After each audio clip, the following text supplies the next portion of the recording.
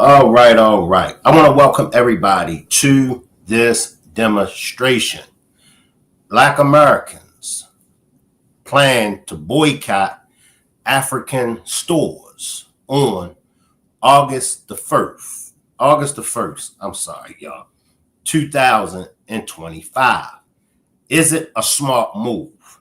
Salute to the chat. Salute to my replay gang. Salute to all of my moderators. Now, when I was sent this, I was like, I don't know if I should cover it.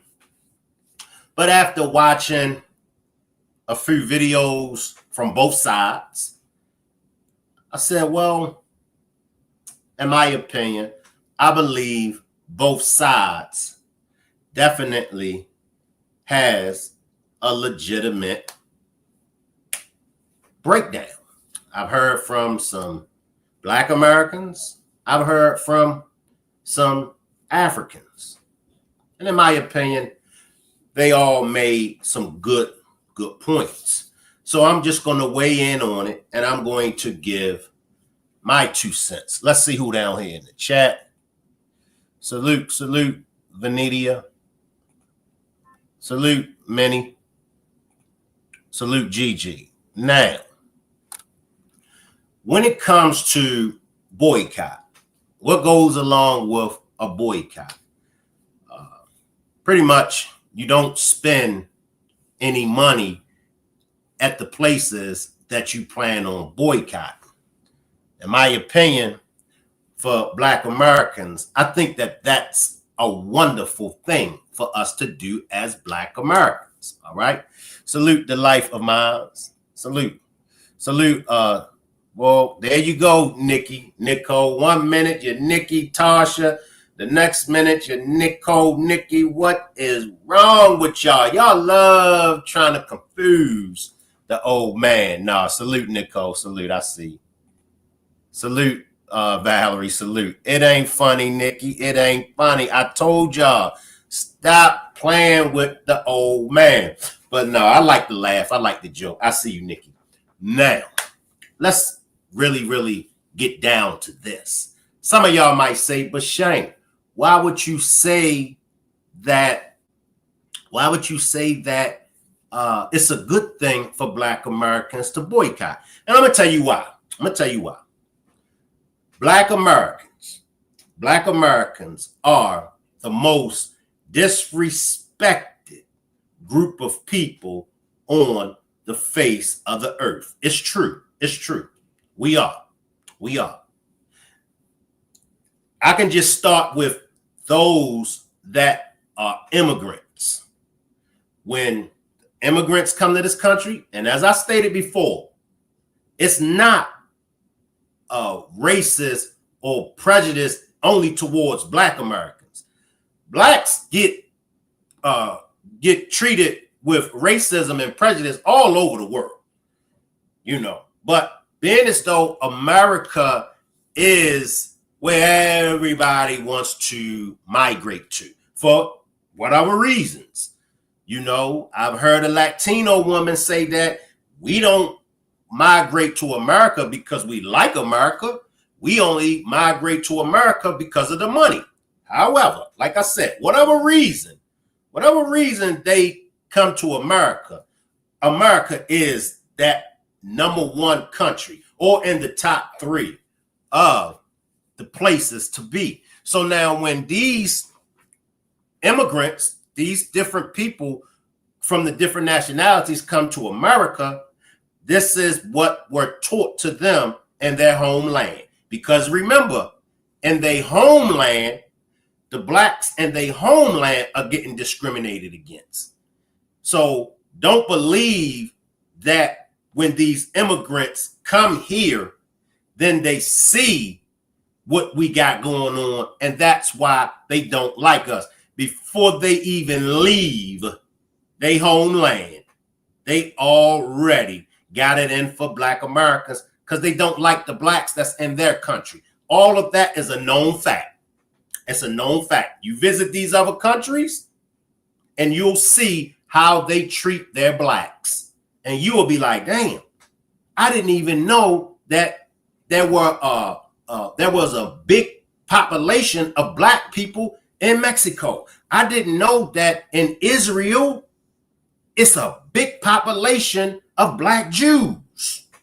I didn't know that in the Middle East, it was a big population of blacks. That's because the blacks experience the same as we experience. But now let's get back to this thing with the Africans. Now, when the Africans come to the United States of America, the Africans are faced with a lot of hostile, a lot of, abandonment issues from Black Americans because, and this is true now, I'm not going to speak off of my opinion. I'm only going to speak on facts that you can backtrack and find out for yourself.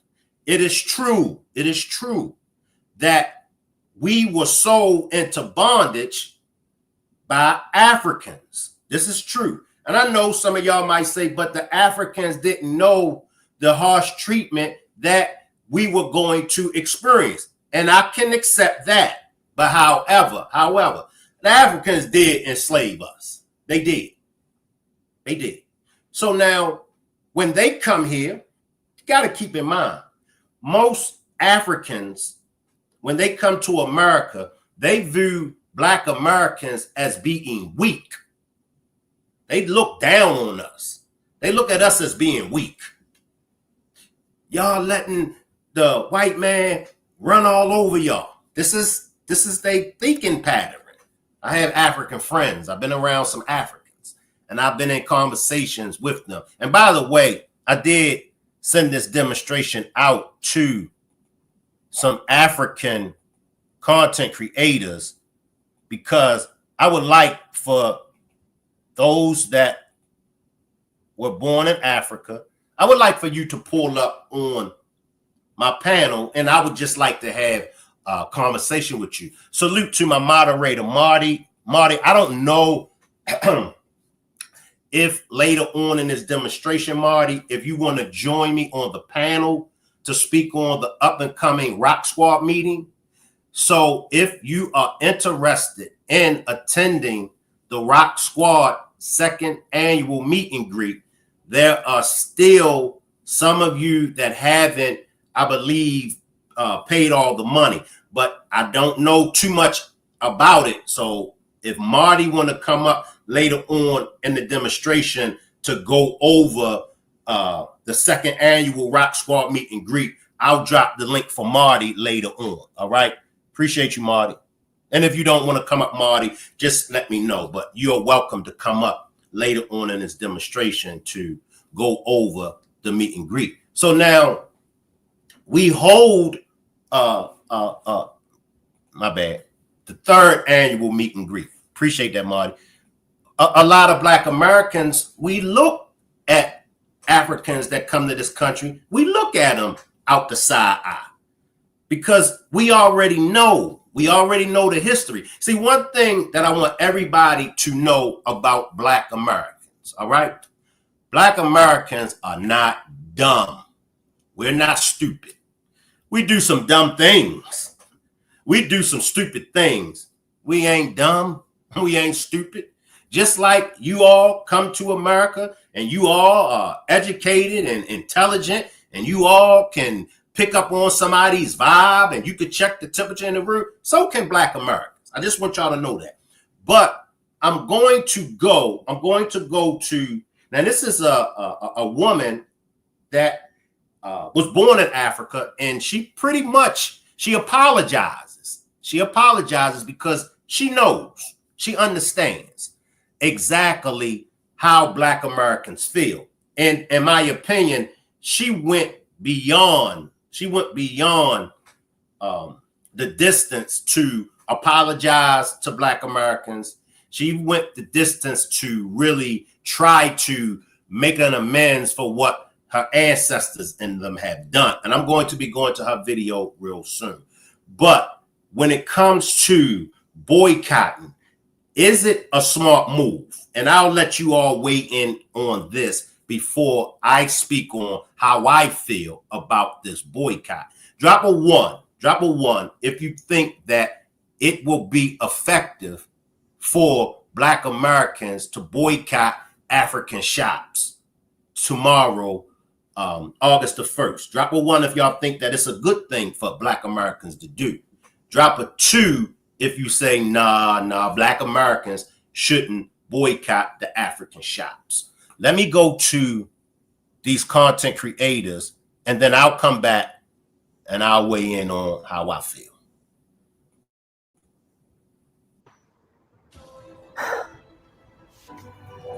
What's up, nieces? This is Nadine.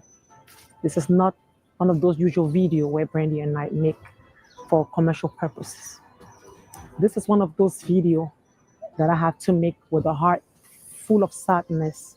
I know that you have seen videos about the drama happening in African shops where our client get disrespected, insulted, humiliated, and it has been the top one topic going on TikTok. I took my time, I watched it, and I'm here today because deep inside me, my whole soul wants to say, I'm sorry.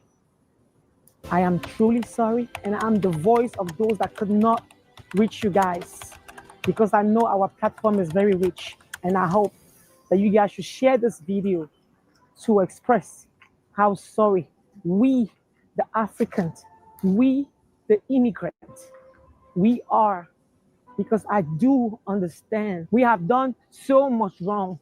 Maybe some people before me, I want to join you in the fight, but not like that. I want us to change.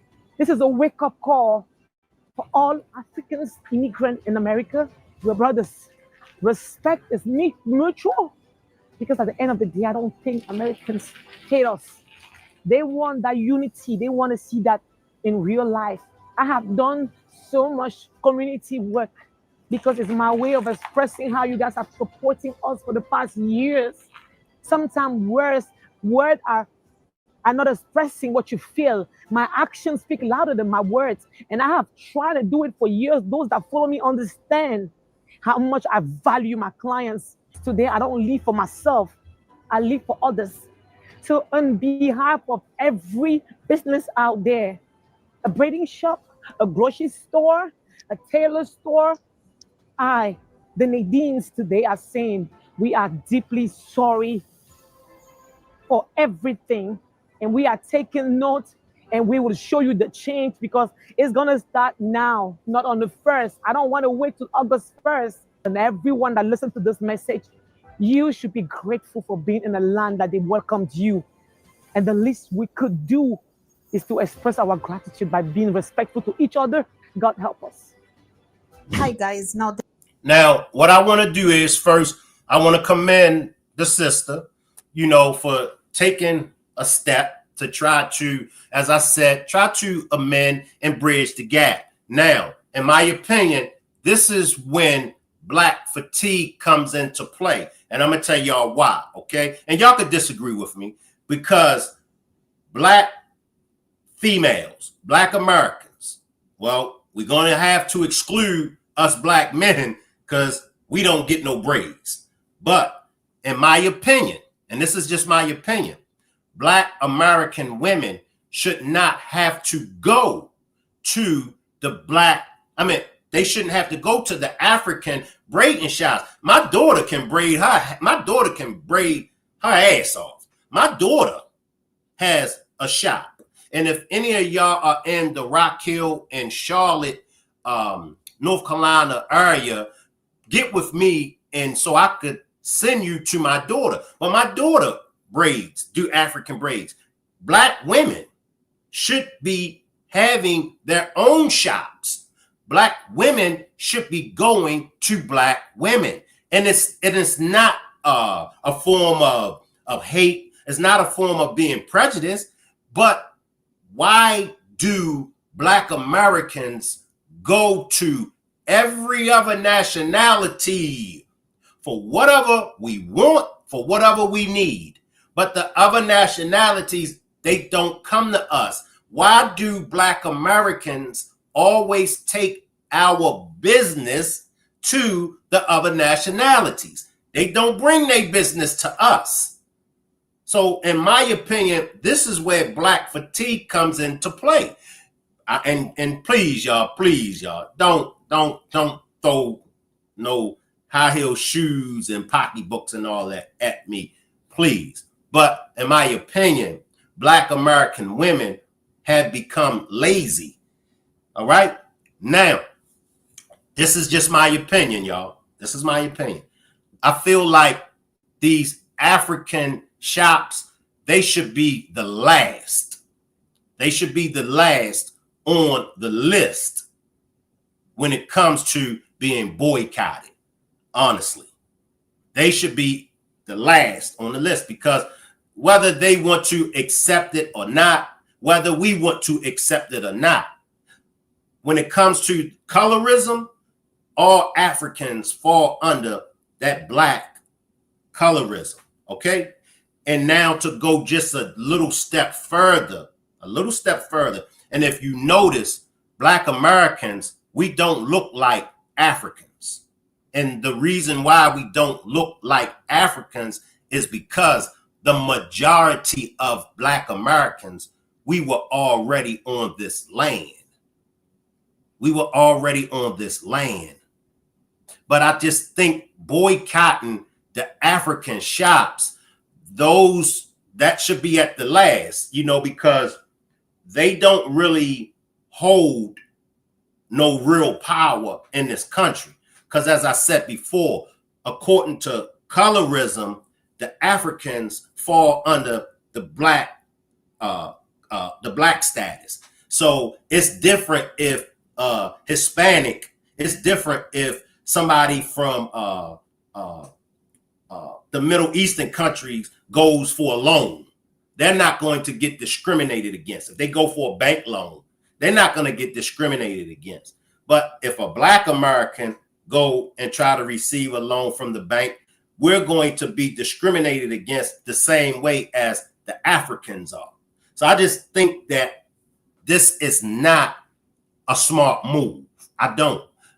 We got to think of the name brand, these name brands, and, just for legal purposes, I won't mention any of their names, but y'all know who I'm talking about. Those are the ones we really, really should be boycotting, because as she said, she go out her way. She, she give back to the Black community. So I just think that this is a smart move for Black women, because it's really a boycott catered around Black women. And this one right here, she's going to take us deeper into it. But like I said, we got a whole lot of other people that should be in front of the African shops when it comes to boycott. Whole lot of other nationalities that don't give a damn about us. Now, one thing that I will say about the Africans, of course, when you do go to their shops, they're going to talk their ish. They're going to talk in their native tongue. They're going to talk their ish. They all do it. And I always ask when I'm in their establishment. I don't even go in their establishment no more. But when I used to go in their establishment, I would always say, why are you talking in your native tongue? And then they'd put a smile on their face and be like, oh, no. We don't speak English. And that's BS, because their funky asses speaks English very well. In fact, their funky asses speak better English than Shank Rock. So that's a point that I want everybody to always keep in mind, which I already know. That's something that you already know. If y'all around foreigners and they get to speaking in their native tongue, 9 times out of 10, they talking about your funky ass. And 9 times out of 10, they ain't got nothing nice to say about your funky ass. So I just don't think it's a smart move. Y'all let me know how y'all feel. there's a reason I started with playing you Nadine's video right here. And as you can see, this is a very humble woman apologizing. And then majority of you might not know what is happening in America today. Today is the 1st of August. And a lot of African businesses are going to face boycott from the Black Americans or the foundational Black Americans who are saying, you know what, enough is enough. We've had it with Africans. We've had it with their attitude. We cannot take it anymore, how they treat us, how they speak to us. And we have decided, you know what, we do not care if we are, you know, the same skin color. We are going to boycott their businesses. And I know you've watched this. There are a lot of TikTok videos that have been made, a lot of videos also on YouTube that are talking about this. And honestly, I don't think anyone was anticipating this, you know, a war between Africans and African Americans or Black Americans. And you might be wondering, where did all this start, you know, and what is the world saying about this? Well, Essence Festival culture this month, you know, had a lot of complaints. A lot of Black Americans had said, this is not a representation of Black Americans. This is a representation of African culture. I know you are shocked, right? Because now we have the Black Americans, we have the African Americans, and we even have the Africans. And a lot of Black Americans who are really pissed off because they do not feel like they connect with Essence Festival anymore. As a matter of fact, let me play you this video by this gentleman who was completely pissed off and called out the entire management or the entire organization of Essence Festival. And then we are going back to go, you know, just to talk about Nadine's video and share a few comments on what the world is saying and why this movement or why this boycott might not be the ideal situation for the Black person. So let's just listen in first to this gentleman. And before I let that run, appreciate you becoming a member, Renee. Now, let me just say this, and this is nobody else's fault but Black Americans. See, I need all the Black Americans, come on up to the front. Particularly, I need the wealthy Black Americans to come up to the front. I need the Black millionaires, billionaires, and trillionaires. I need for you all to come up to the front, the athletes, the entertainers. See, this is when you all come into play to make things better for us as a whole. You're not giving nothing back. Listen now, when it comes to the bigger picture of things, listen, y'all, we got hundreds of Black millionaires, hundreds of Black billionaires, hundreds of Black trillionaires. But guess what? We don't own anything. When you think about these Black festivities, when you think about BET, when you think about everything, right, that's for Blacks. When you think about all of this, yes, the Black name is attached to it, but who's behind it? Who's funding it? Who's the executive producers? See, that's when, as Black people, that's when we got to hold our Black millionaires accountable, our Black billionaires. Don't let nobody tell you, but Shank, they got that money. They should be able to do what they want to do with that money. That's negative. That's negative. See, the gangs out in LA, they got the right mentality, but they have the wrong targets. The Black gangsters, them gangs out in California, they make Black people check in, but it should be the other way around. They should give the Black people a pass. They should be making these other nationalities that get rich off of us. They should be taxing them. See, we got it. Trust me. Don't think that we don't got it. Our target is wrong. We know the boycott, right? But look who we're boycotting. We're going after others that look like us. We're going after others that don't hold no pull. We're boycotting the wrong people. And I'm just going to be honest with y'all. I don't think that it's a smart move to boycott the African shops. I don't, because the only thing when it comes to as far as how we're treated from them, they might talk they ish about us. They might, but that's it. They ain't going to discriminate us. They're not going to discriminate against us for trying to live in their communities. Unlike other folks don't want us in their communities, period. So this right here, not a smart move, but it's in my opinion. And I could be wrong. I'm going to come to the chat, y'all. Just give me a minute. I just need to stay focused, because if I come to the chat, I'll lose my chain of thought. I'll come to the chat. And then I'm coming back to read you a few comments. Essence Fest is whack and wash now because it's run by a bunch of Africans. There is no Black American culture that is reflected in Essence Fest anymore. Essence's CEO is an African. The chief, I don't know, one of their chief top level executives and officers is an African. Stop right there. Whose fault is that? Whose fault is that? Now, see, now the Africans, now they come to this country, we had a head start. Listen, y'all, and even though we do experience white supremacy in this country, however, we can't put the blame always on white supremacy. Now, you got the African that's the head of the Black Essence Festival. Whose fault is that? Where is Black Americans? Black Americans got the power to do that. I know, but Shank, they'll unalive us. Well, guess what? It's a new day and time. And like the young ends say, we ain't like our ancestors. We got to stop being fearful. And I'm going to tell y'all why. And this is why I said we are the new elders. We are the new ancestors.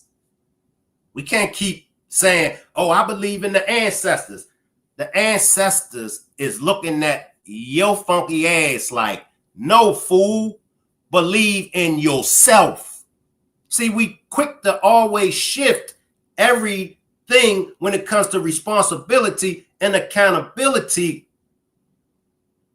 to everybody else. So now, if we fail, we can blame it on the ancestors. Well, the ancestors didn't hear my prayers, or do y'all get where I'm coming from?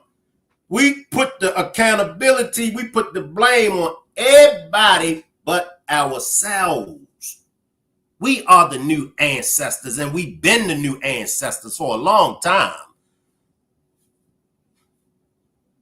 We just let everybody just come in and just take over what we created. We let everybody come in. They call it culture vultures. We just let the culture vultures just come in and have their way. Whose fault is that? Come on, y'all. Come on, y'all. Stand up. Stand up. And Godfrey, I rocks with you, Godfrey, but this comments that you're making, nah, I can't rock with this, Godfrey. I can't. The person that owns Essence Ventures is an African. So what used to be a celebration of Black American culture, the culture that is ours, the culture that we built from the ground up, the culture that Black Americans influenced the world through, has now been co-opted by some African diaspora, Pan-African, whatever, and a lot of Black people are just not feeling it. Now, I went to Essence Fest for the first time a couple of years ago. I think it was like Nicki Minaj, New Edition. Okay, that's not Godfrey.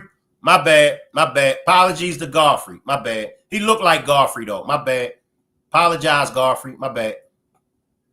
and Janet Jackson were the headliners. It was absolutely incredible. It was a celebration of Black Americanness.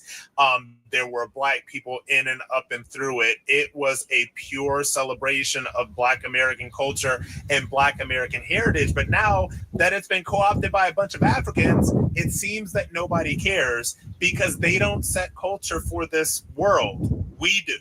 And until Essence Fest gets back to the Black Americans who created it and founded it and lead the culture, it will continue to fail with those Africans in charge. All right, so this is a video courtesy of Rob Smith, and I just don't want to repeat everything that he said.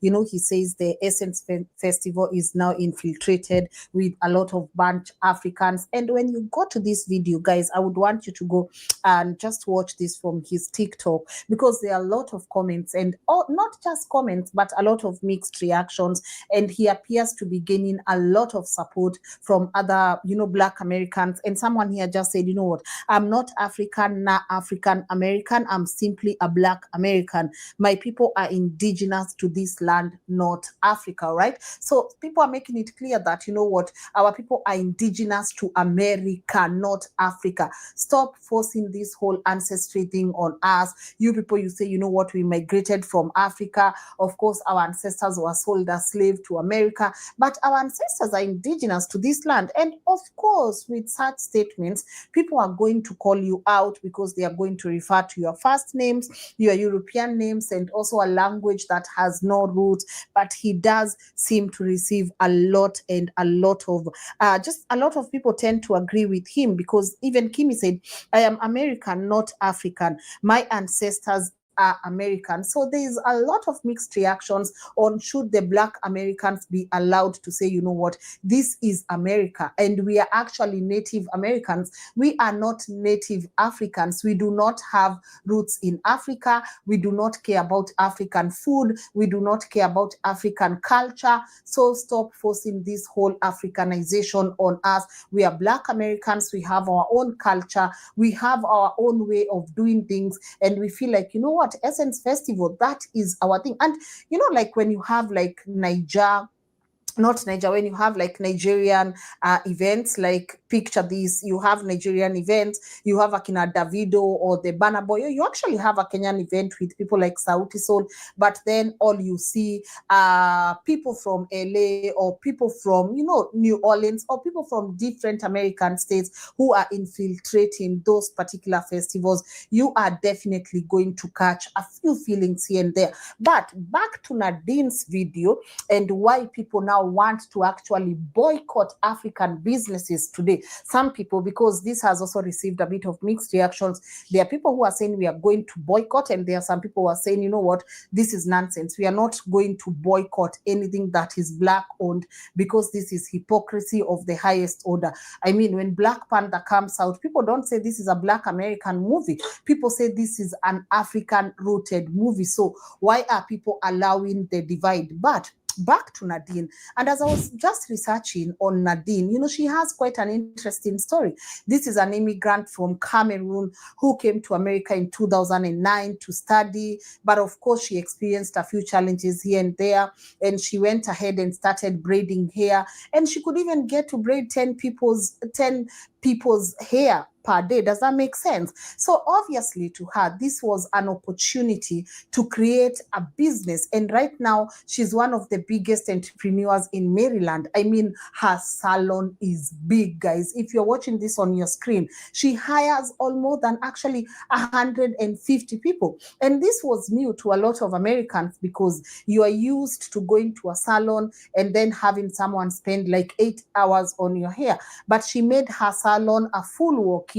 You do not need to book an appointment. You just need to walk in, and you will have a group of ladies doing your hair or plaiting your hair. Ajani, she says she started with around $50, and now this woman is a multi-millionaire, you know. So obviously, it's a story that is bound to inspire so many people. So when she comes out and just apologizes, because people are telling her, Nadine, you've never wronged us, right?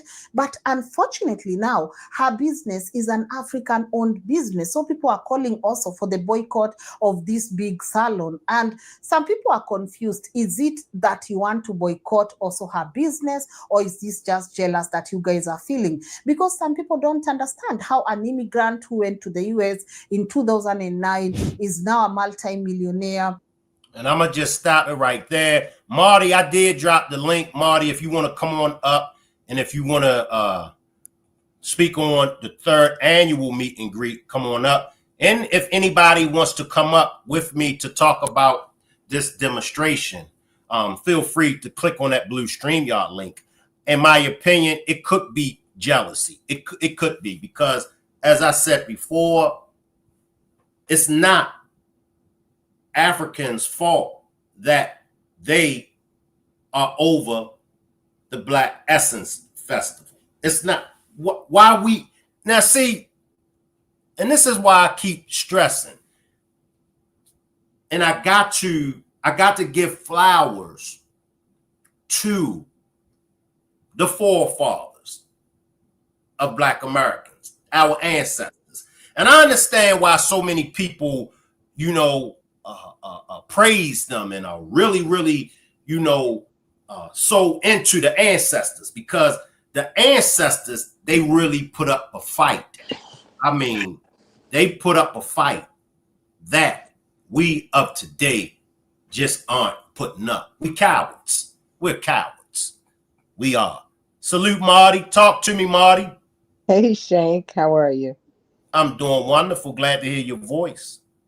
Yeah, it's been a rough couple of months, but my hand is getting a little better. Went to the doctor again today. Now they says that the fall may have damaged my nerve. But anyway, it's a slow process. But I'm in the bushes. I just can't talk. I just can't type, and it's my right hand.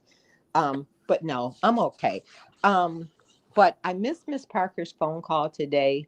I was in her live last night, and she said that she was going to reach out, and it was one of those bad nights, and I slept till like 11:30.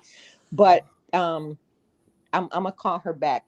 But if anyone is interested, and yes, we're still excited. I know that it hasn't been talked about lately on here, but we've reached out, my team and I, we've reached out to the people that are actually staying in the Airbnb to make sure that they still know that everyone is excited about this next meet and greet, just like we were, before.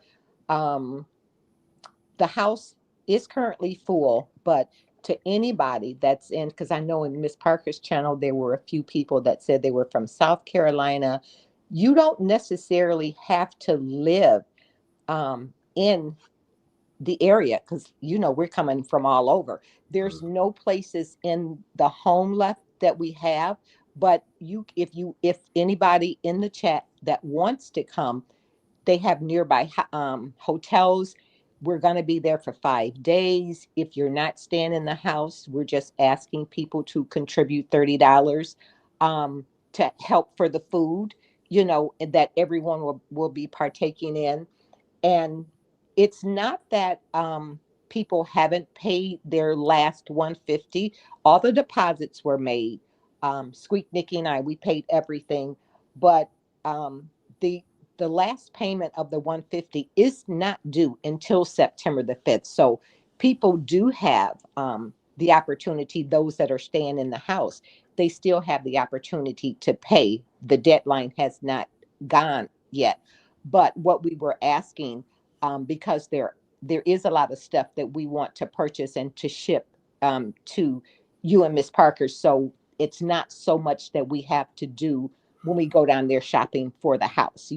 Nikki looks and there's sales everywhere. And if we just had the extra money, we could do those things in advance. So it won't be so much on us the day, that we get there, and then the day that the house opens up.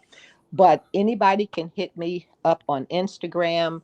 Martha Williamson Smith. And if you want to come and be a part of meeting Shank, meeting Miss Parker, meeting the people that you talk to on this app, on this podcast, you know, for hours and hours on end, we'll give you the opportunity to come. We just need to know if you're coming and if you want to participate. Just send me the $30. Um, and like I said, we will know exactly how much food, to get. Those people that are staying in the house, they have their cost included, their room, and then the 5 days, breakfast, lunch, and dinner. We have all of that scheduled, who's doing what. But if those people that are in the surrounding areas, if you just want to drive down or fly down and you still want to be with us, they can get a hotel room, and I can, tell them where, how close it is to the Airbnb that we're having. But you just need to reach out to me and let me know, so we'll make sure that we have enough food to to host everybody. And it's all about numbers. I know, I think Alicia says, you're too you're really detailed. Yeah, we are. We are. We want to make sure that everyone has a wonderful time. We're going to be playing games. And, we got karaoke going on. We have a ton of things planned. And we just want to make sure that everyone has a good time. Everything is being provided, except for your alcoholic beverages. So if you just want to come and you want to be a part of this third annual meet and greet, you can come. It only costs you $30. If you want to come those 5 days that we're going to be there. I'm going to be there on Wednesday, but the actual festivities start on Thursday. So, like I said, you can hit me up on Martha Williamson Smith on Instagram, and because I how bad I am about this thing here, so I can't go out. But when I go back in the chat, I'll drop the link. Or Alicia, if you can drop my link. But yeah, I mean, people should want to meet the people that you're talking to. When we did it 2 years ago, we had been on the Shanquilla case for well over a year, and it was so good to meet the people that we talked to. You know, and so I'm gonna go on Miss on. I saw you and Miss Parker at Toots book bag giveaway, and then last night Miss Parker said that she's doing one here in Detroit. So I'm gonna try to go to that one. I just haven't looked on her community wall yet to see when it is. But the Rock Squad would love to meet anybody that wants to come and be a part of this. And the dates are October the 16th, which is on a Thursday, and we check out that Monday on the 20th. So So I that think is that's it. okay. Appreciate you, Marty. That is Marty's Instagram handle. Alicia has dropped it in the chat, so make sure y'all reach out to Marty. And I can just tell y'all from the past 2 meet and greets, we had a ball. Yeah, we did have a ball on the first one. We really did. Shout out to my Rock Squad members that made it to the first meet and greet. Shout out to my Rock Squad members that made it to the second meet and greet. Any last words before you drop down, Marty? No, you knew what I was going through, so that's why I haven't been, typing in there. It's hard for me to to salute everybody, but I'm still here. I'm still supporting the Rock Squad, still supporting justice for Shanquilla, still supporting, justice for Neziah. And that's just it. Life has been lifing, but I'm still here to life. Appreciate you, Marty, and make sure you all throw up some prayer hands for my moderator, Marty. She's from the old school Rock Squad. I ain't that old. We spent hours. We used to do all. Y'all think Miss Parker and her riders be doing the all night? But me, Marty, Capricorn Chronicles was a part of us. So 8-10 hours. I appreciate you, Marty. Salute. All right. So yeah, you remember Marty? Yeah. All right.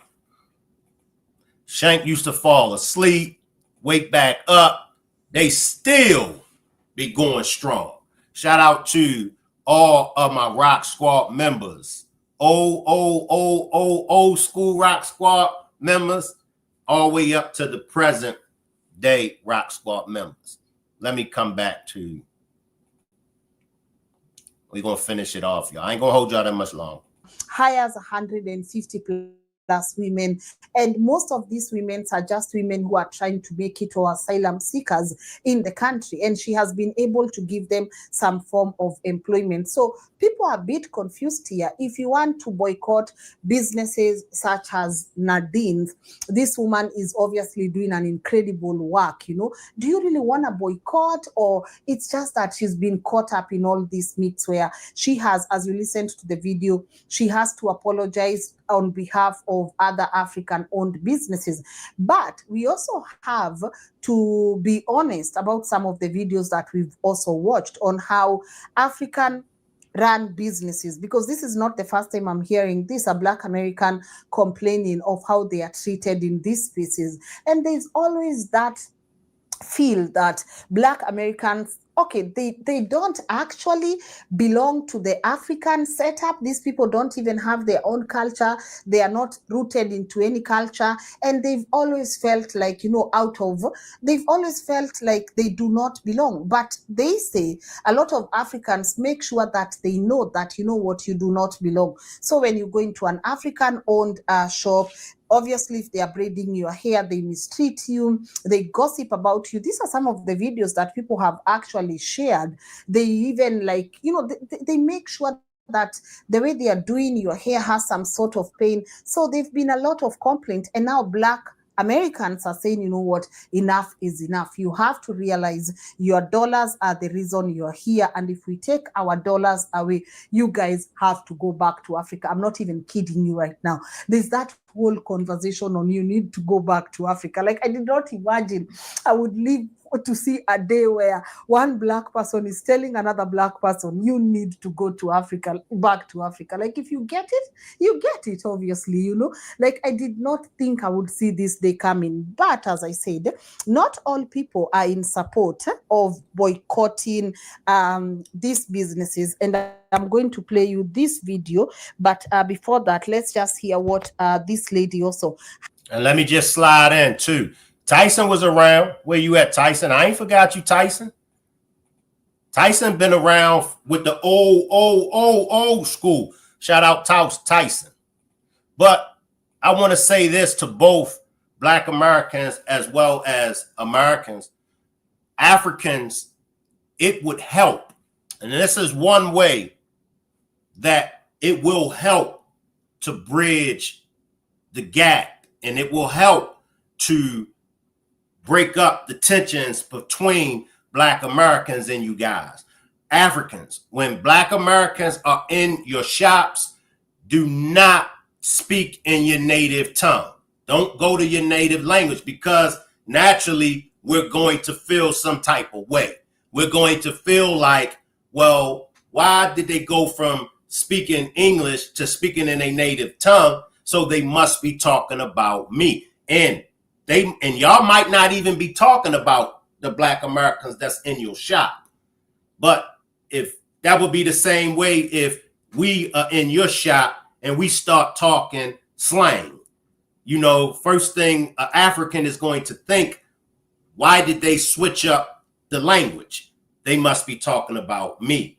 So for Africans, when Black Americans come into your shops, please stay talking to each other in your native language. Now, for Black Americans, we gotta get out of this Black fatigue. All right. When I say Black fatigue, I'm speaking on, we gotta get out of thinking that it's always about us.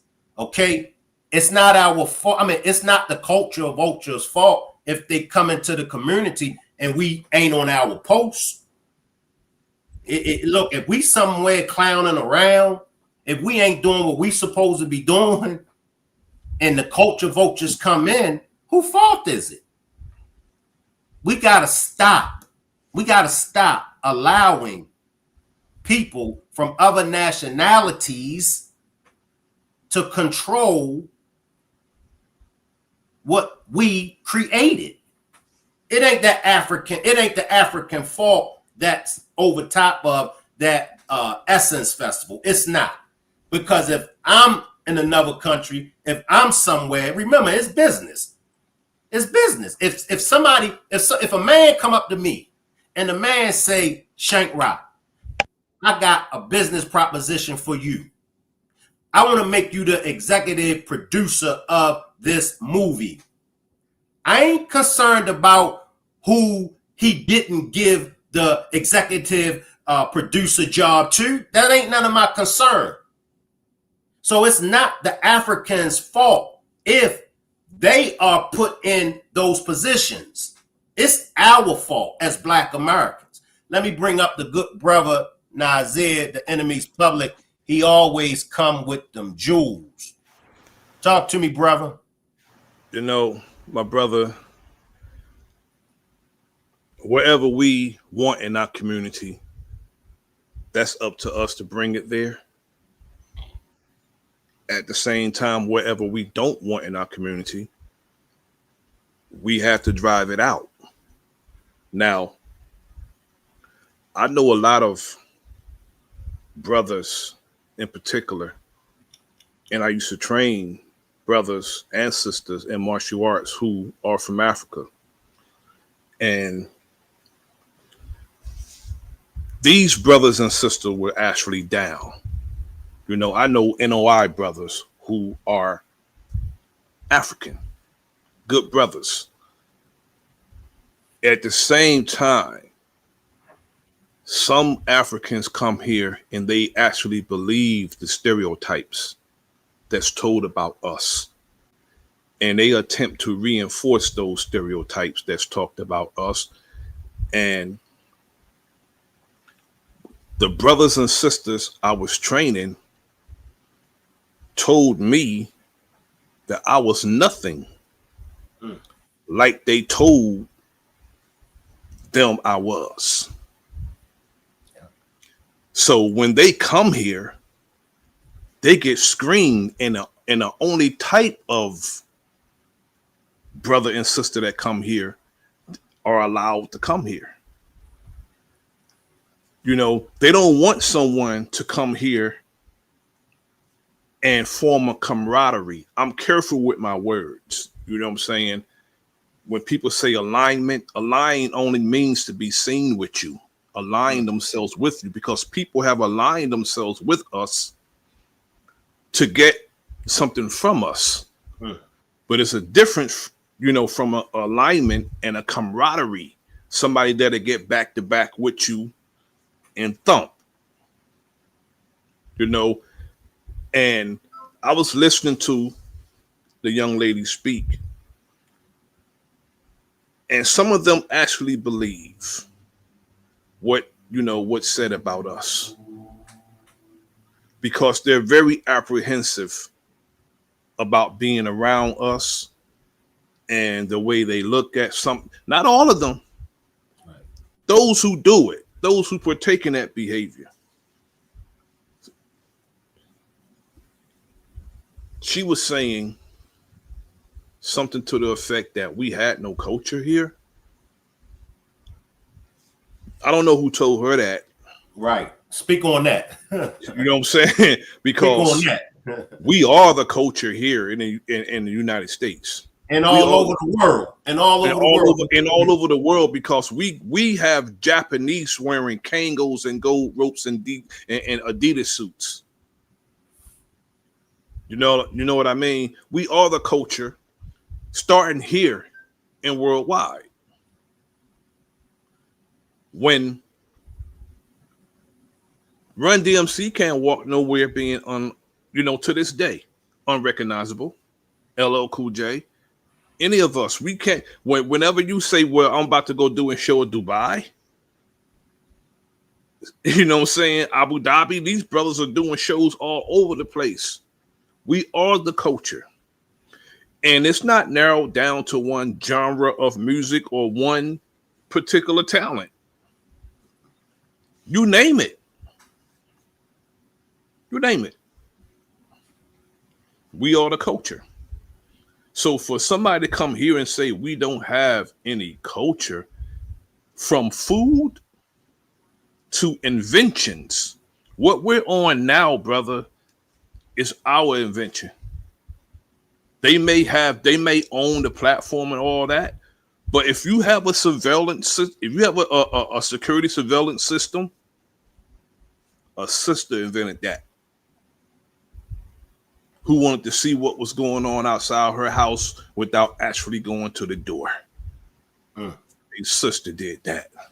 And if you're cooling right now in your house and you're not hot and you got an air conditioner, one of us invented that also.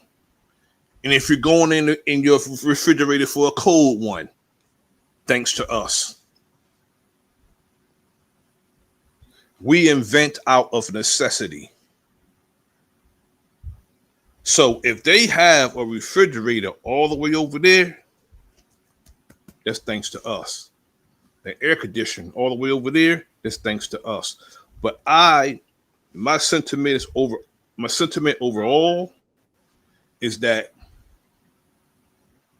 our hands will be forced to unite. They will be. Because both of us have a common, open, and consistent enemy. Both of us. And for us, and if anybody, people have to initiate it, because they have to initiate it. Whoever formed that alliance or camaraderie with us, they have to initiate it, because we were the loyal ones in every alliance that was formed with us. We were the loyal ones that people turned their backs on us. Just like, the Hispanic brothers and sisters, we delineate because when we was loyal to the alliance, they delineated.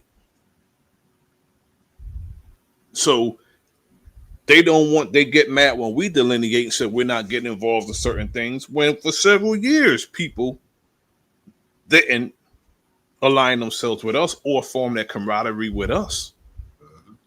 We're just tired of being the suckers in every deal. We're just tired of it. We're tired of being the suckers when it comes to politics. We're tired of being the suckers when it comes to people aligning themselves with us. We're tired of being the suckers. People are going to put up or shut up, and we're going to get something tangible out of everything we're involved with.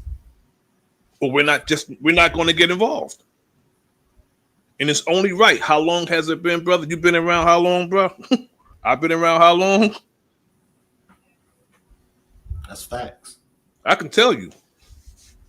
I know, and this is a little, it's on subject, but it's not. I know in Baltimore, Maryland, back in the 90s, when the NOI, remember the NOI security? So the city of Baltimore gave the contract for the public housings. Yes, sir. If anybody in Baltimore, y'all remember Murphy Homes, Lexington Terrace, Flags Projects, and Lafayette.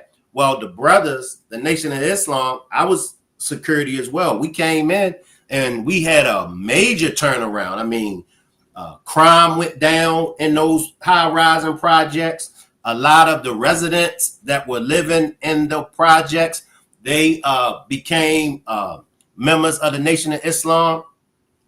And next thing you know, here they come talking about they're going to demolish all of those high-rising buildings.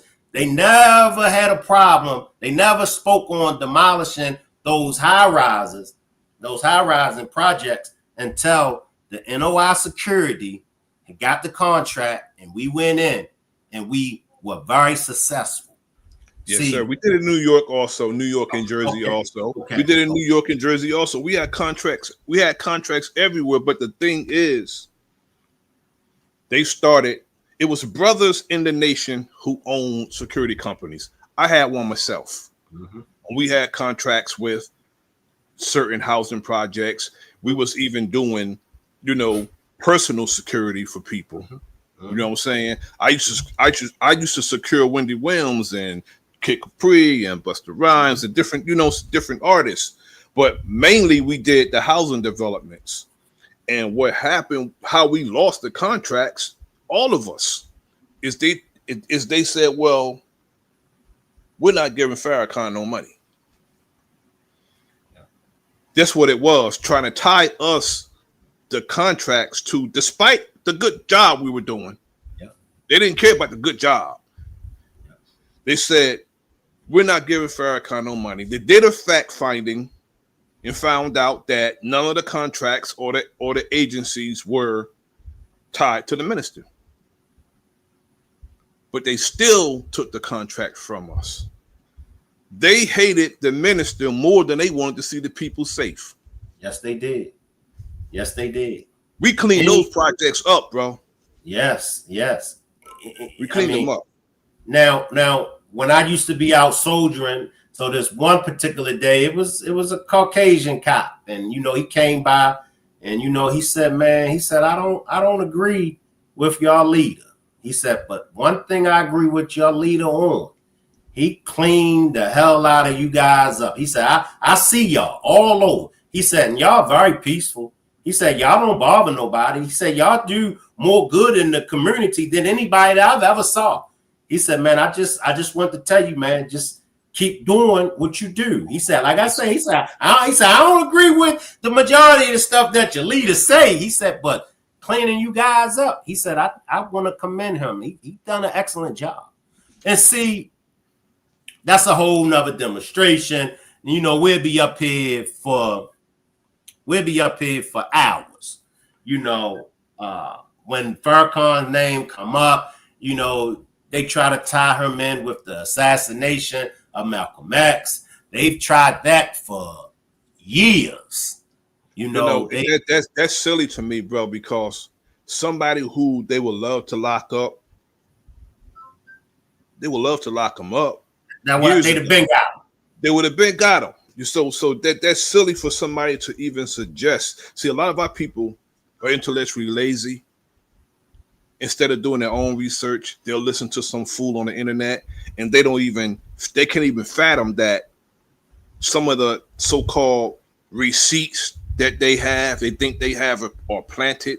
They know we're looking for information, so they're going to give us information that's going to have us arguing and bickering and discrediting each other. Our people don't understand what weapons of mass distraction is. Our people don't understand that because they can't think that deep, because you know why? They can't see the good in their own people. At the same time, can't fathom the wickedness of the wicked. And That's we deep. look at each other through the eyes of our open enemy. I can't look at you how they see you, bro. I got to look at you like you're my brother and go accordingly. That's deep. Our people are sick. Our people Yes, we are sick. And if we don't, and if our foolishness don't stop, bro, we are headed down a dangerous road with our behavior towards each other. That's facts. We let others dictate how we should see each other. That's facts.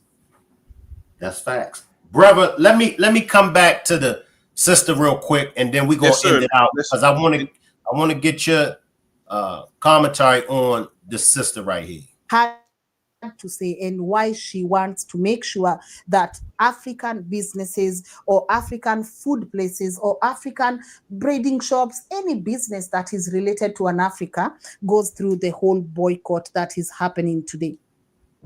I'm making this video because I wanted to support Shea Shelf, who is promoting a protest for August 1st. Complete blackout on African braiding shops, restaurants, and stores, right? I'm absolutely here for this. I'm showing my support because I do this in my everyday life. I do not shop with the Africans. Ain't no African ever braided my hair, put their hands in my head, or none of that, right? I don't do the restaurants. I stopped like years ago. I do not shop with their stores. If I walk into a store and I accidentally realize, oh, not for me, right?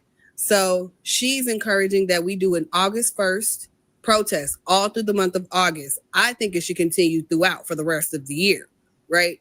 Let them really feel the heat, okay?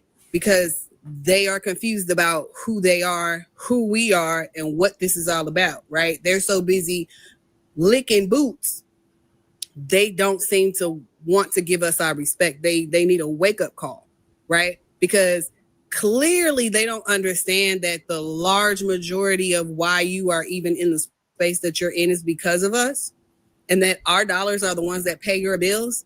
Because we black them out. I want to see how many white people finna support y'all, right? I want to see how many of y'all businesses is really going to be able to stay afloat month after month of black people not supporting you, right? Like, let's really be about it. So in support of Shaya's Shelf, I am even pushing past August, but it starts August 1st, okay? Complete, total blackout on Africans, period, okay? Let them know what time it is. All right, so Sweet Baby is not even filtering anything. She's like, you know what, let them know what time it is. We are going to boycott these spaces.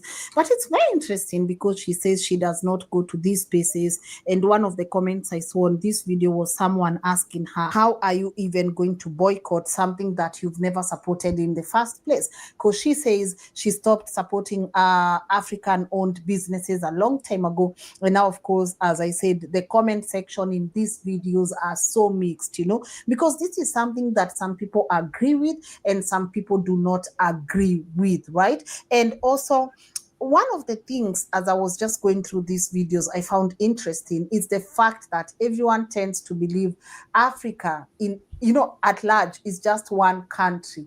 I don't know how long we are going to have this conversation. Like, you have to say African owned businesses, maybe people from Nigeria or Ghana or Kenya or Tanzania or Uganda. Who exactly are you referring to, right? Because again, not all Africans have invested in the US. Different Africans from different African countries having it as a collective threat to all Africans, for me just doesn't make sense, because which Africans are you referring to, from which country? And if this is one person's experience, or this is because service experiences are different. I might go to a salon, I do not like the service, but then again, does it make all Africans owned shops wrong? So one of the things that people are also creating awareness on, can we please know which African countries are you guys talking about? Because it's 2025, we cannot keep referring to Africa as a country. You get what I'm saying? All right, but as I said, not everyone is in support of this movement. Of course, it's gaining a lot of traction on social media platforms such as TikTok, but a lot of people are really divided on which sides to take, because there appears to be truth on both ends. I mean, if you're going to mistreat people when they come to your shop, then you guys are going to be labeled and people are going to actually say you have an attitude, because some of the videos that we've watched, man, they are crazy. All right, I'm gonna come to the chat, y'all. Let the good brother up here, Nazia, give some words on what he think. And then I'm going to come down there to the chat. I see you, Touch of Torres. Salute to the chat. Talk to me. Do you think Black Americans boycotting African stores on August the 5th of this year, do you think that it's a smart move? I really can't say, because I've never shopped at an African shop. She raised a good question. How could you boycott something that you never, mess with in the first place? And she raised a few good points. When people told us to go back to Africa, they didn't have in mind that Africa is not a country, it's a continent, but they can never tell us what location in Africa to go back to. You know what I'm saying? Go back to Africa.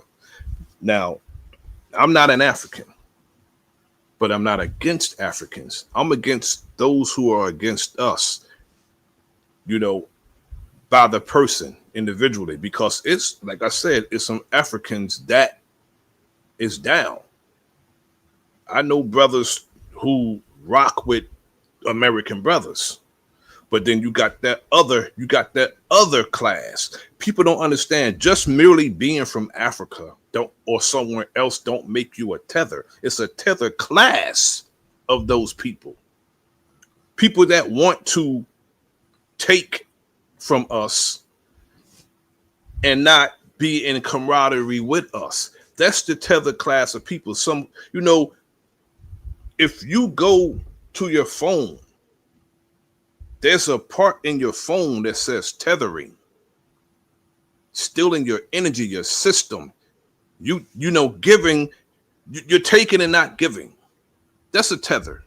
And it's a class of people. Merely being from somewhere else don't make you a tether, because not only that, we got some domestic tethers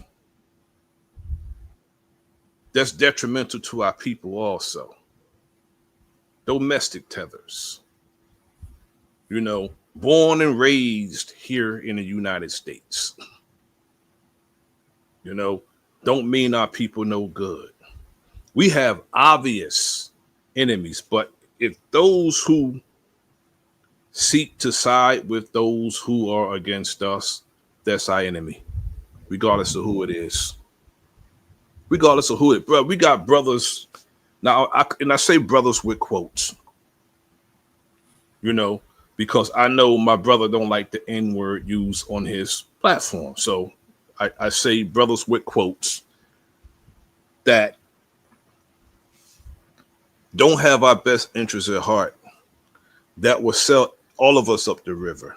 You know that Negro Brandon Tatum out of Arizona, who, you know, every time something happens, he's on the side of anyone who's against us. That guy is a tether. So many tethers we have that are domestic. But far as like boycott and boycotts end, certain people we shouldn't mess with altogether. You know, like with the Montgomery boycott, that ended, and it should have never ended. Why would it end when we establish our own businesses? We should have established our own businesses and stuck to ourselves. We should never have ended a bus boycott and went back to riding their bus. That didn't make sense, because that money could have stayed with us, because that Montgomery boycott made those businesses suffer while ours prospered. Boycotts end. If somebody don't treat you right, you don't mess with them altogether.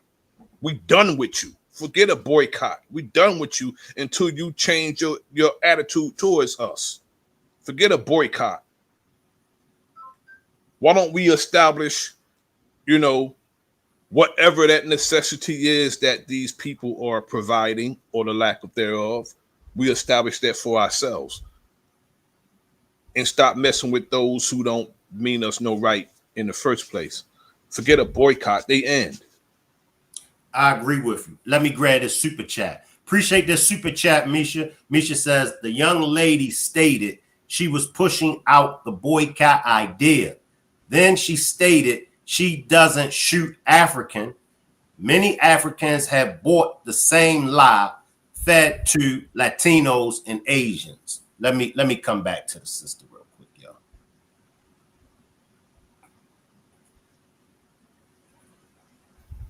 Those videos are actually crazy. So if you are going to treat these people and disregard their roots and culture and infiltrate their festivals, definitely they are going to catch a few feelings here and there. But let's see what Abibola said, and then I can be able to read a couple of comments. I can be able to read a couple of comments for you, and then you guys can also tell me on the comment section what are your genuine views on this, and also maybe touch on why some people think this is a CIA movement that is being pushed on Black people so that it's Black against Black. And will this actually benefit us as Black people collectively? But let's listen in to this lady and what she has to say. I don't know about your FYP, but lately on my FYP, I have been seeing African Americans saying on the 1st of August, they're going to boycott African businesses because they're not American. I've been seeing a lot of those videos. They believe they're not Africans. Some were even going to the extent of saying they don't have African features. And African Americans don't come from me, but there's African American behind your, is it tied to your ethnicity, your background? But you don't think you're African. I'm not saying you're African like you were born in Africa. And by the way, Africa is a continent. There's like 54 countries in there. Yeah, just putting it out there. Okay. You guys, obviously, some of you don't know your roots. Some of you know your roots. I am so sorry about what happened decades of years ago to you guys. Okay, I apologize on behalf of our ancestors. I apologize. But this is the thing. You're African. Sorry to be a bearer of bad news. Yeah, you're African. Like, there's African American behind your identity. Yes, you might know.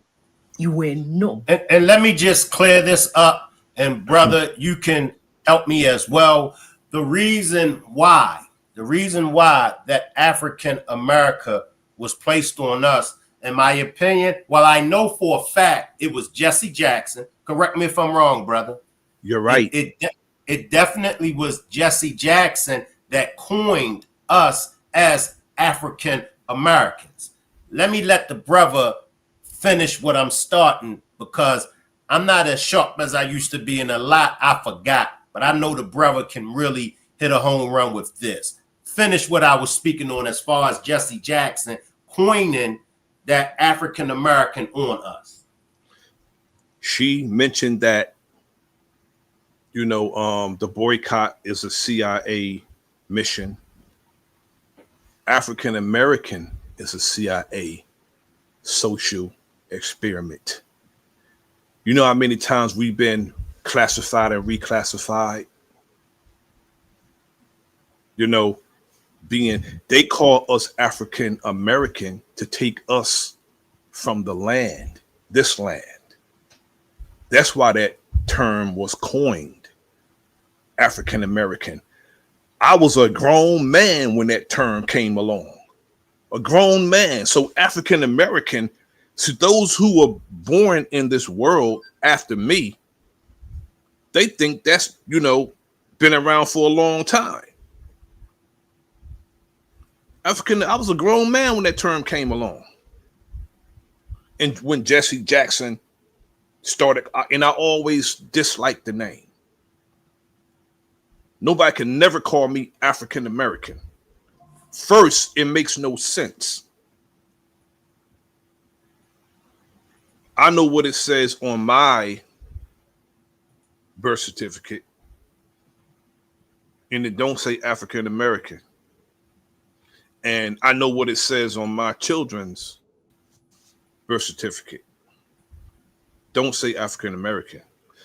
And myself, if I had a long lost brother and sister from another country, when I arrive to America, they'll be the first ones I'm looking for.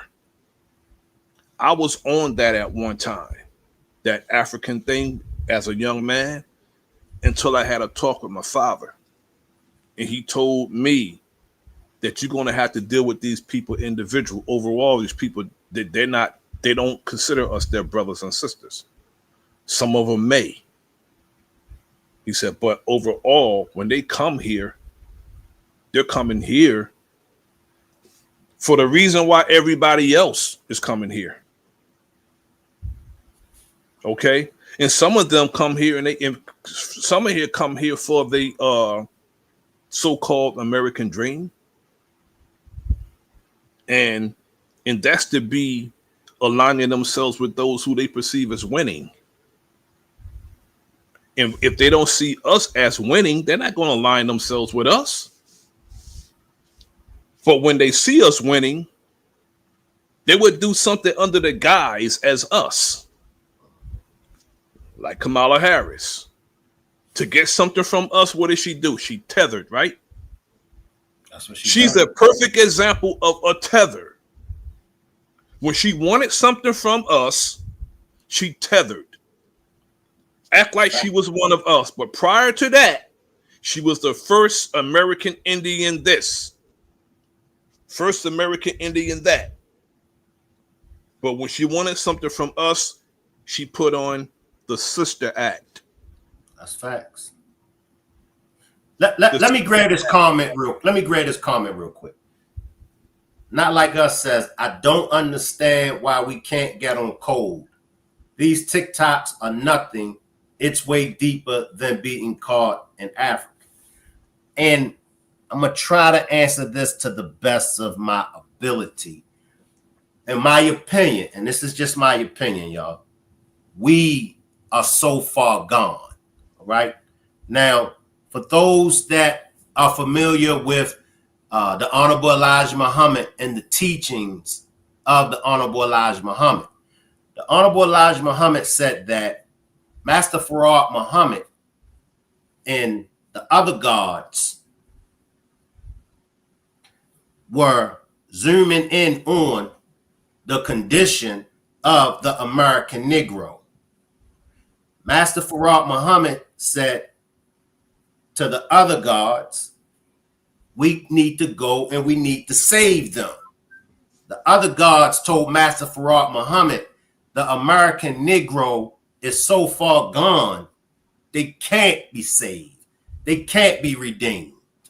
But Master Farad Muhammad said, if I could just get one of them, if I could just raise one of them up and teach that one, yes, sir, then that one will, raise up them American Negroes. Now, a lot of people discredit the Honorable Elijah Muhammad. I can never discredit the Honorable Elijah Muhammad. His teachings still stand strong to this day. I was going to do the demonstration on aliens, the mothership and all that, but I said I'll wait and do that demonstration about the aliens another time. But even the Honorable Elijah Muhammad taught about the mothership, the UFOs. And that was in 1940, 1950. But yes, now all of the teachings of the Honorable Elijah Muhammad is coming forward today. And guess who's giving y'all the teachings of the Honorable Elijah Muhammad? Many of y'all don't even know. The Caucasians and the Europeans. When y'all go on TikTok and y'all hear the Caucasians and the Europeans speaking on all of these, they call it the woke culture today. That's nothing but the teachings of the Honorable Elijah Muhammad. And because I got to give credit where credit is due, they're the teachers of the Honorable Elijah Muhammad, the Prophet Noble Drew Ali, and Marcus Garvey. Those were the three forerunners of the woke community that you hear any of them speak on.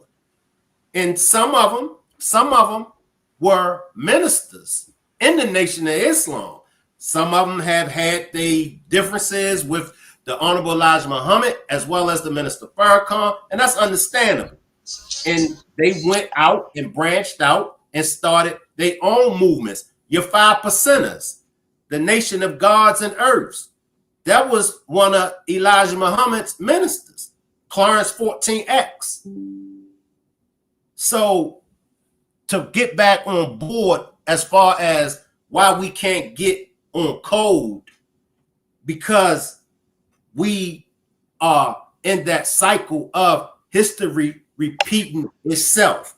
We're back to where we're at during the time of Noble Drew Ali, the Honorable Elijah Muhammad, and Marcus Garvey. The Pan-African movement, the brother Dr. Umar, That's Marcus Garvey.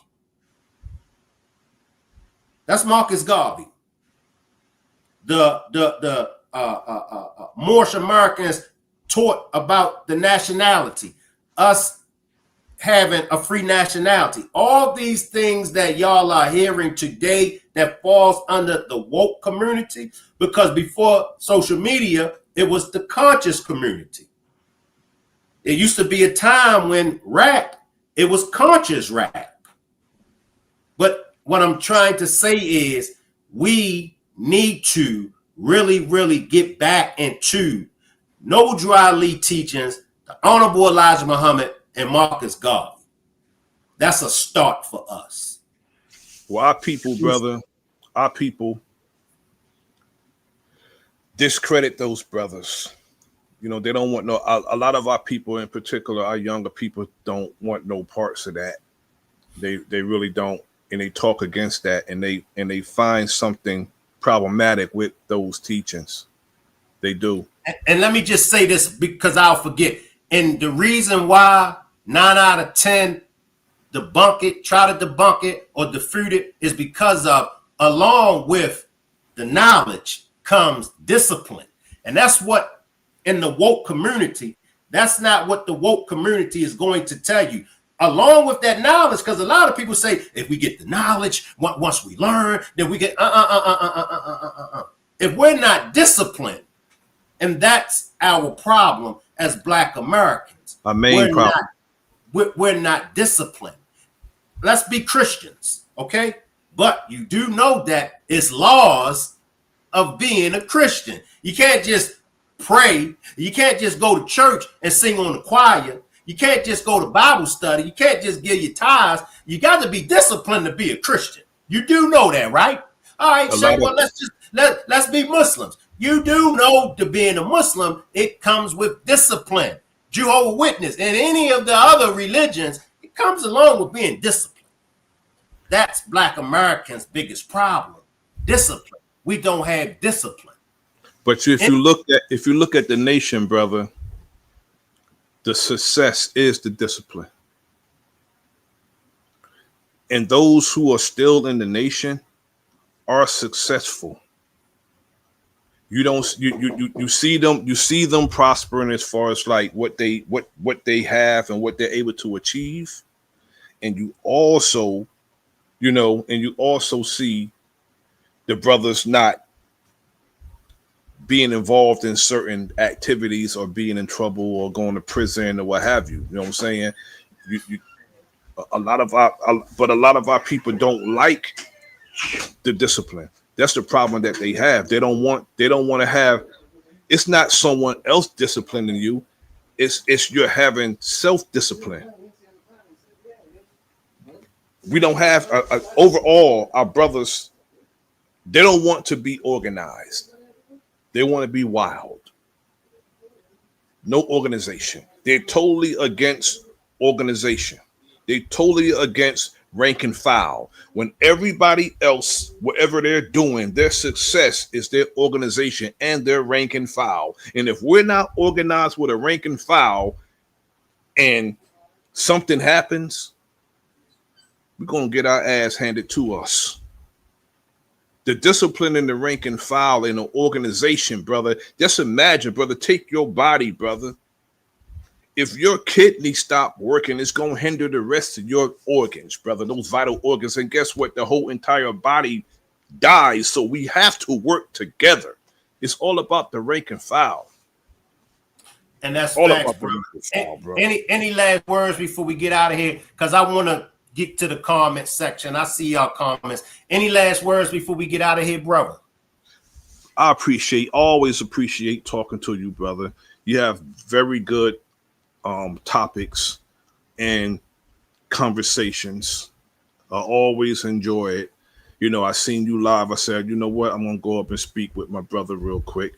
I got out of work early today, so I said, well, the brother's on, so I'm gonna go chop it up with my brother real quick. And I appreciate you having me, brother. Well, I have your email. We gotta do those joints that we talked about. Look, we didn't get to them yet. Let's just pull up at 9 o'clock. I ain't gonna say nothing else. pull up in 2.5 hours at 9 o'clock. Can you do that for me? Yes, sir. I'm gonna make you proud of me. Salute, brother. Yes, sir. All right, let me grab some of these comments and make sure y'all pull back up at 9 o'clock. Let me grab some comments and we're going to get out of here. Tyson says, everyone screaming stay on code, but most folks don't know what the code is. How about start with the teaching of what the code is so everyone can be on one accord and understand? Renee says, nah, my belief is all that is nothing but what fell and got kicked out because following the one who wanted to be above the Almighty God. Just my belief. I'm not worshiping nothing that is dead. And it's basically following in line with the things that I said as far as us worshiping the ancestors. The ancestors are dead. Us following these prophets, the prophets are dead. Us focusing on the legacy and what these other leaders done for us, they're dead. They're dead. That's like when Shank Rock passed on. Why follow Shank Rock? Funky asses didn't follow Shank Rock when I was alive. You get where I'm coming from? Why follow Jesus Christ now? And I gave this on the previous demonstration. Why follow Jesus Christ now when they funky asses wouldn't follow Jesus Christ when he was alive? So I'm right there with you, Renee. Shora says 100. Too many chiefs, not enough Indians. And that's facts. You'll have the committee. You'll have those that are in charge. And there are always those that want to tell them how they should do their job. And then they'll be whispering amongst the congregation, well, you think Shank Rock is doing a good job? And people will be like, I think Shank Rock is doing a hell of a job. And then that one will be like, well, I don't know. I don't think Shank Rock. I think Shank Rock should be doing it this way. I think Shank Rock should be doing it that way. It's like what the brother was saying, and it's like what I was saying. The organization. We lack in organization skills. You know, everybody want to be the chief. Nobody don't want to be an Indian. Everybody want to go to heaven, but don't nobody want to die. You know, but it all comes back to us as Black Americans. Now, if you're not a Black American, then I understand. But as Black Americans, we do got to get our ish together. We do. And before I leave, I'll say it again. I think that boycotting African stores, I think that is not a smart move. I think boycotting African stores, that's way down at the bottom of the list. What about these brand names that what my man in China said? He said, those name brands that y'all spend thousands and thousands of dollars on, they're only made for $1, $2 over here in China. So why not boycott those name brands that pimp us? We pay thousands of dollars for jeans and shirts. They don't care nothing about us. They don't put no money back in the community. The Africans, like she said, Black Americans are Africans. Like I said, Africans are Black Americans. If we really, really dissect everything, because before the Europeans, before Christopher Columbus, quote unquote, discovered America, you can't discover something that's already been in existence. But way before Christopher Columbus and the Pilgrims, the natives were here. And who do you think the natives were? We got a lot of unlocking the BS that was taught to us. We got a lot of unlocking it. And in my opinion, Capricorn says, talk about a Shank. And that's just my opinion. Shaniqua says, say that. In my opinion, Black Americans should take a script out of white supremacist playbook.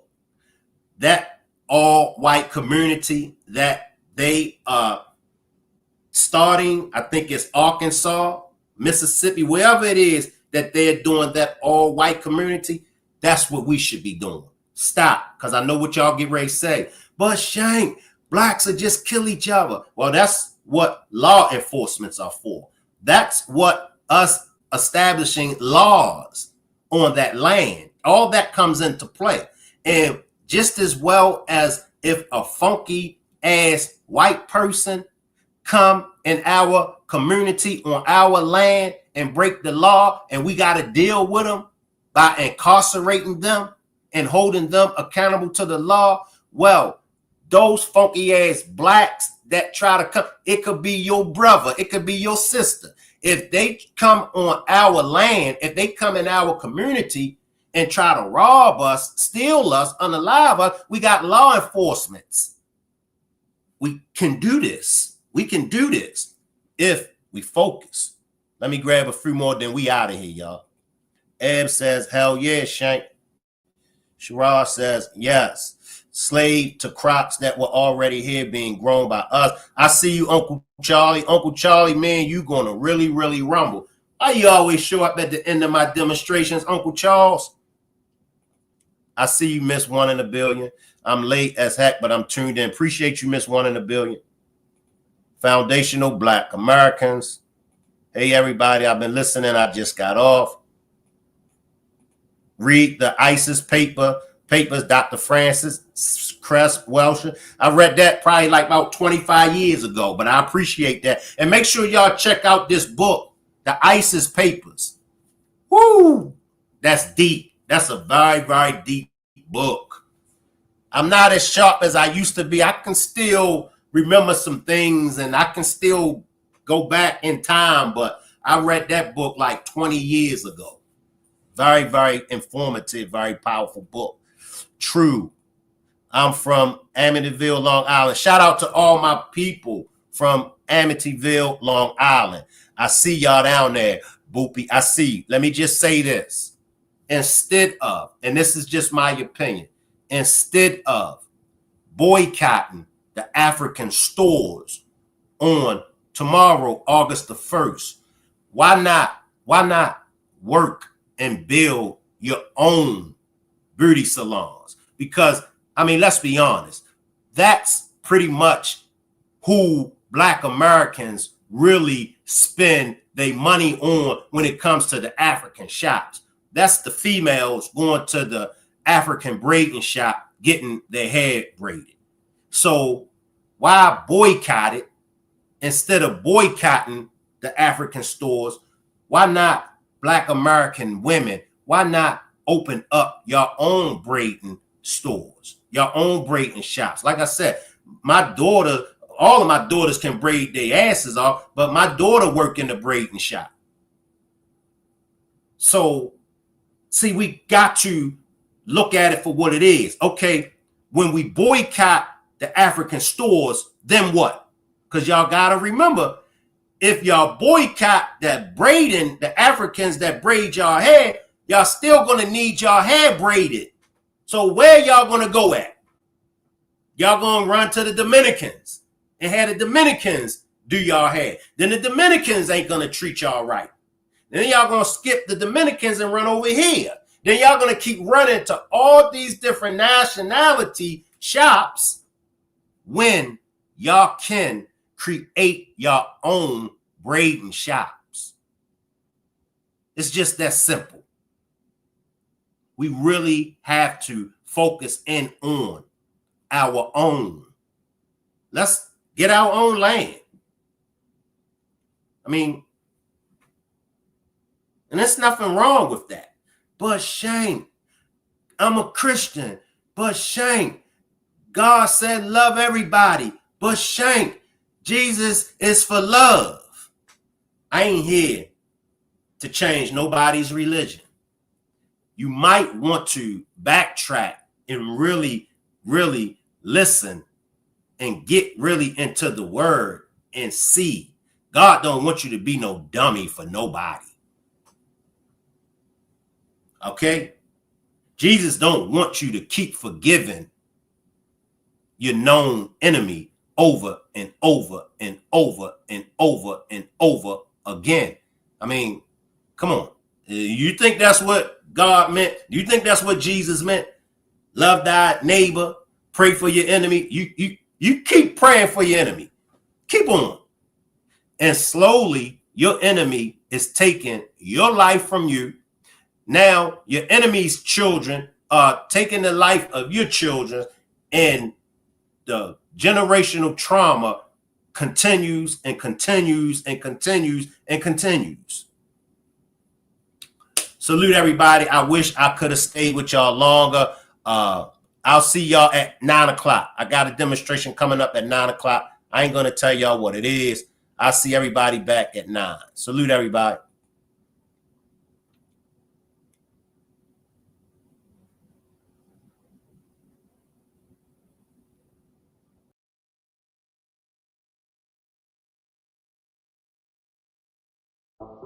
I'd like to place an order. Yeah. Hey, let me get a chicken box and a half and half. All right, good looking out. Tinted window screaming after law out my mouth. I'm switching lanes from up north to down south. Now everybody trying to figure how I put it down. I took my show on the road straight out of town. Pee-wee is my nigga, so you know I brought some crooks with me. 1998, they trying to throw the book at me. Tell me what you see every time you take a look at me. A straight P, I only be where the hookers be. A old head, but still can pull any fly chick. One thing's for sure, you never see me ride a nigga dick. I got a thoroughbred who loves to call me pretty daddy. Through Alabama, getting hit in a pink caddy when I come through. Everybody knows me, the young niggas love me. They call me they OG. Go and do your homework about the shit that I spit. They gon' tell you that that nigga Shank is legit. A chicken box a half and half when I'm switching lanes.